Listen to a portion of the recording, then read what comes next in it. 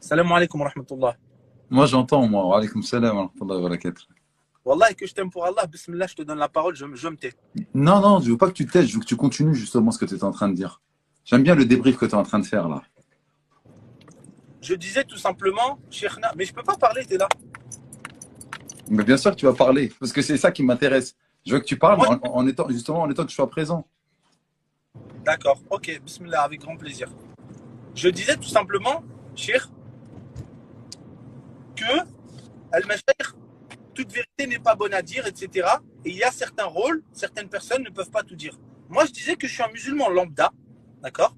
Lorsque je prends la parole, je n'hésite pas à dire la vérité, quand bien même elle est un petit peu amère. Pourquoi? Parce que pour changer dans la vie, lorsqu'on va au sport, c'est difficile. Lorsque on mange des haricots verts avec du riz, sans sauce, sans le café sans sucre, etc., c'est difficile. Donc, toute chose qui a pour but de nous faire changer en bien, pour pouvoir changer en bien, le premier mur à casser, la première barrière, c'est d'accepter la vérité quand bien même elle est amère. D'accord?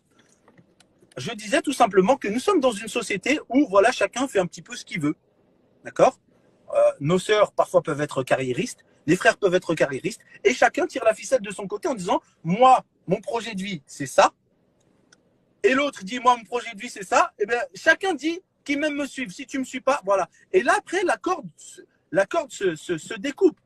Et on ne sait plus quel rôle on a à tenir. Lorsque Et tu parles,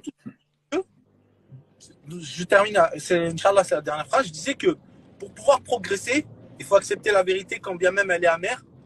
Et Allah subhanahu wa ta'ala, dans les trois livres divins, dans les trois livres, l'évangile, la Torah et le Coran, nous dit que l'homme a autorité sur l'épouse, que l'épouse doit obéissance à son mari, sans que cela soit méchant. Ce n'est pas de l'esclavage ou de la méchanceté, c'est un travail d'équipe. Suis-le. Dans une société, Mahdi, il peut y avoir un patron, un adjudant-chef, c'est-à-dire comment ça s'appelle, ceux qui gèrent en dessous, et il peut y avoir des employés, et tout le monde peut être heureux, mais tout le monde ne peut pas être le patron. Wallahu a'lam, barakallahu fik, j'ai dit ce que j'avais à dire. Barakallahu fik, j'espère que tu fais attention quand même lorsque tu es en train de conduire, mon frérot là. Non, je suis arrivé, alhamdoulilah, je suis arrivé, barakallahu Ouais, fik. justement, il faut que tu fasses gaffe quand même, d'accord? Merci, j'accepte. Allah yabarak fik. Encore heureux que tu acceptes. Hein. Allah yadik. Amin. Tu me dis en fait toute vérité, la vérité est amère, mais elle doit être dite. Moi, la question que je te pose, c'est est-ce que toute vérité est bonne à dire? C'est une question que je te pose. Est-ce que toute vérité est bonne à dire? Je sais pas. Bah si, tu dois me répondre, parce que toi, tu m'as dit tout à l'heure, toutes les vérités doivent être dites. En réalité, En réalité, il faut la dire au bon moment. Mais toute vérité est bonne à dire. Pourquoi? Parce que sinon, quelqu'un va amener une fausse information et du coup, on va prendre le faux. Si la vérité triomphait, que tout le monde disait la vérité, eh ben peut-être qu'il n'y aurait pas tous mal. très bien. Donc on revient. La vérité, elle doit être dite. Et tu as dit une chose intéressante et qui est un petit peu plus pondérée que ce que tu disais précédemment, c'est qu'il doit y avoir des temps pour pouvoir proclamer la vérité. N'est-ce pas ou pas? C'est vrai, c'est vrai. Donc, je te repose la question, est-ce que toute vérité est bonne à dire? Non. Il y a un moment à un autre, il faut vraiment essayer de gérer les choses. Tu as vu, après, une fois qu'on a dit ça, toi et moi, Karim, il faut chercher les exemples dans le Coran, pas vrai? Tu le connais l'exemple, mieux que moi. Tu sais toi-même qui va le raconter pour que ça ait encore plus d'impact, pour que ça puisse encore plus pénétrer ton cœur. Lorsqu'Allah Azza wa Jalla a envoyé Moussa et Haroun à Pharaon, qu'est-ce qu'il leur a demandé Allah Jalla fi'ala? Quelles ont été les injonctions divines? Parlez-lui avec des paroles douces. Et là, tu penses que si Moussa et Haroun disaient, ouais, t'es un Parle. paria, t'as dit, Ana rabbukum al-a'la, je suis votre Seigneur le Très-Haut, qu'est-ce que tu es en train de faire? C'est du kufr, tu te prends pour qui, etc. Et il aurait dit ces paroles, c'est des paroles de vérité, n'est-ce pas ou pas? Mais Ouais. Allah, Jalla fi'ala, alors que c'est lui-même qui s'est fait critiquer, Rabbul Izza, le maître de la puissance absolue, eh, le maître de la puissance absolue, il vient, il se retrouve, subhanallah, à lui-même être critiqué, et qu'est-ce qu'il demande à ces deux messagers? Dites-lui des paroles pleines de douceur. Donc toute vérité n'est pas bonne à dire. Il y a des vérités qui doivent être dites, mais de manière graduelle. Il y a des fois des personnes qu'on ne peut pas dire à nos parents. Il y a des choses qu'on ne peut pas dire dans un état où nous mettent la pression parce qu'il y a de l'islamophobie. On va dire une vérité, mais après se retrouver derrière dans les barreaux et que tu ne peux plus faire des choses qui étaient peut-être utiles à ta mère, à ta communauté, à tes frères et sœurs. Ok, il y a des vérités qui peuvent être dites. Il y a des vérités qui doivent être dites, mais comme tu l'as très bien dit tout à l'heure, Barakallahu fik, et là, c'est de la pondération que tu fais, de manière limitée dans le temps. C'est juste, je me suis permis juste de monter, en fait, pour dire, en fait, et tu sais que je t'aime énormément, c'est que tu dis des vraies choses. Et tout ce que tu dis, des deux mains, je signe. Mais il y a un tempo. Toi, tu es chaud là pour pouvoir le dire et tu l'acceptes parfaitement. D'autres ne sont pas dans ton timing. Ils sont là, ils disent, mais de quoi ils parlent? Il est trop dur. Parce que eux, plus tard, dans 5 ans, il se trouve, ils seront encore plus durs que toi parce que leur foi sera véritablement ancrée dans leur cœur. Mais le timing de dire une vérité à un moment ou à un autre, c'est pas bon. C'est pour ça qu'Allah, il le dit, tu vas me le dire toi-même, lorsqu'il nous parle de pouvoir faire l'appel, appelle sur le sentier de ton Seigneur avec sagesse. Et la sagesse, le triangle d'or, on l'a vu plusieurs fois, Karim. Tu nous le rappelles? Bon moment, bon endroit et bonne personne. Bah oui. Donc là, à un moment, on va dire, ouais, les hommes ont autorité sur les femmes. Ouais, on le dit. C'est une vérité, elle est mentionnée dans le Coran. Ils ont une prédominance par rapport à ce qu'ils vont dépenser pour elles, etc. Ok. Mais lorsque tu regardes le timing ou lorsque tu regardes en France, etc., que la femme, des fois, elle gagne plus que l'homme, que la femme, parfois, elle a plus de diplômes que l'homme, etc. Et tu dis une parole qui est de véridique, mais qui n'est pas en phase avec le contexte, qu'est-ce qu'on va faire avec cette parole, mon refrain? Qu'est-ce qu'ils vont dire les gens? Est-ce que cette parole de vérité va faire un meilleur impact ou elle risque encore plus de créer des dissensions et des questionnements chez nos frères et nos sœurs? Mon frère, Tu as bien compris ce que tu veux dire. t'as la niaque. On aime ça. Bah, en fait, tu sais pourquoi, Mahdi, je me permets des fois de parler alors que je devrais me taire. Parce que je suis personne et que je vaux rien du tout et que j'accepte qui je suis. J'ai une zéro niveau de science et à mon âge, je devrais plutôt rentrer chez moi et ouvrir des bouquins et commencer à lire plutôt que piailler dans le vent pour rien du tout. Mais je me permets, Smahli Mahdi, mais en fait, j'ai une petite expérience quand même. J'ai une petite expérience et les erreurs par lesquelles moi je suis passé, je voudrais que la communauté dans son ensemble, c'est-à-dire autant bien les sœurs que les frères, ne puissent pas faire les mêmes erreurs et se retrouver bredouille à l'âge de je sais quel âge en disant ah, si j'avais su.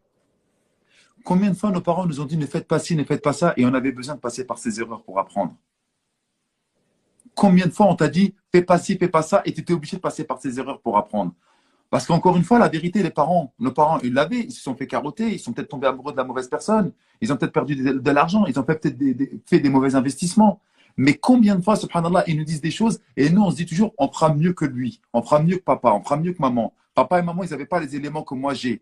Et en fait, on refait tous les mêmes erreurs. Mais ces erreurs-là, elles sont un petit peu bénies et productives dans notre vie parce que lorsqu'on touche véritablement lorsqu'on se brûle soi-même, c'est pas quelqu'un qu'on a vu se brûler, mais lorsqu'on se brûle soi-même, là on comprend véritablement les choses. Et tu as dit une chose très bien aussi, tu as dit moi j'ai fait une erreur. Ben, c'est pour ça que ça t'a permis de parler. Et si tu n'avais pas fait cette erreur-là, tu n'aurais pas parlé, tu aurais juste analysé ça de manière peut-être de loin et tu aurais dit ouais, moi je ferais mieux que lui. Donc à un moment ou à un autre, encore une fois, la vérité, elle doit être absolue et ne pas piquer pile poil là où elle est en train de piquer. Et ne te dévalue pas non plus. Parce que tu dis, ouais, je devrais rentrer chez moi. Non, non, ne te dévalue pas. Parce que ton propos, Karim, il va faire écho à énormément de frères qui, eux aussi, ont été touchés par l'erreur. Donc, il va y avoir un effet de groupe. On va dire, ouais, c'est vrai, regarde, les gens, ils ne veulent pas comprendre, etc. Et ça peut être salvateur en se disant, alhamdulillah, Rabbil Alamin, je suis pas fou, je suis pas seul à penser comme ça. Ça peut être correct de ce côté-là. Mais n'oublie jamais que nous sommes divers et variés, que nous avons tous en fait une manière pas de réfléchir différente. On a le même livre, le même kitab, mais on n'est pas dans un timing parfait. On est dans un timing différent. Chacun il va avoir midi à sa porte au moment où lui voudra avoir le midi à sa porte. Elle est juste là le problème. Des fois, ils me disent ouais, Mehdi, t'es un imam dur, etc. Pourquoi? Parce que lorsque je parle, moi en fait, voilà, on commence à être suivi, mais je m'adresse pas à une catégorie de personnes. Moi, je m'adresse à un moment, à un timing. Et bien sûr, il y en a d'autres qui vont dire ouais, mais tu nous as exclus, tu es trop dur, tu parles mal, etc. J'aime pas ta manière de parler. Parfait. Mais moi, c'était pas eux qui m'intéressaient à ce moment-là. Je parlais à une catégorie de personnes qui étaient pour moi. Et d'une autre fois, ouais, mais Mehdi, il est trop gentil avec les filles, etc. D'ailleurs, toi-même, tu me l'as reproché. J'aimerais bien que tu sois un peu plus incisif. Ouais, mais à ce moment-là, je suis pas dans ce timing des frères qui doivent dire ouais, les filles, elles doivent être comme ci, elles doivent être comme ça. Je suis dans un timing de séduction. Et les filles, l'islam, c'est de la bombe. Venez, regardez, vous allez pouvoir vous épanouir, vous allez pouvoir être bien. Donc, la da'wa, masha'Allah, appelée sur le sentier de ton Seigneur, se fait dans un timing. Bil hikmah. Des fois, c'est à la bonne personne, au bon endroit et au bon moment. Et des fois, c'est pas les bons moments de parler de tel ou tel sujet. Barakallah fik. Tu m'excuses, Karim? Non, mashallah, subhanallah, c'est un honneur. Barakallah fik. Tu as très bien encadré C'est vrai qu'on n'a pas tous le même âge, c'est vrai qu'on n'a pas tous la même vision, etc. Moi, Mehdi, wallahi, wallahi, wallahi, wa rabbil Kaaba, je veux le bien pour les gens. Je veux le bien. Et je disais tout à l'heure, tout au début, je disais que Iblis, son but, c'est d'amener le maximum de gens en enfer. Et le but du prophète sallallahu alayhi wa sallam, c'est de ramener le maximum de gens au paradis. C'est un combat entre les deux. Et il y a des hadiths du prophète sallallahu alayhi wa sallam, malheureusement, ça nous rentre par une oreille, ça ressort par une autre. Tu vois? J'ai l'impression que chacun retient que ce qu'il veut retenir. Tu comprends ce que je veux dire, Mehdi? Ça m'arrange, alors je vais retenir juste ça. Tu sais, tout à l'heure, il y a un truc, il y a des signes qui montrent en fait qu'il y a du qaboul dans l'amal et dans les paroles. Al-qaboul qu'Allah subhanahu wa ta'ala, il accepte.